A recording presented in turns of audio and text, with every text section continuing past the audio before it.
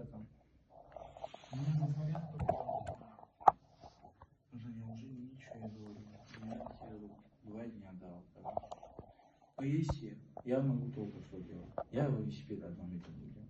Но паспорт твой заберу, это раз. Вот смотри, паспорт твой заберу.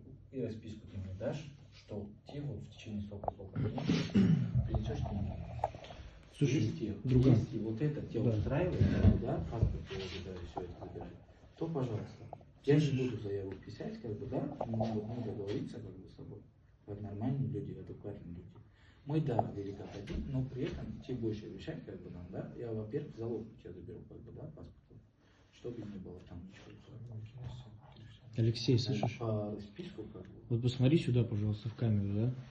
Или мне надо, чтобы даже, ты... По закону, по-моему, паспорт тоже не держит. Почему? Не, это он добровольно себя даст нормально. Смотри, вот просто ты берешь в аренду велосипеды и воруешь их.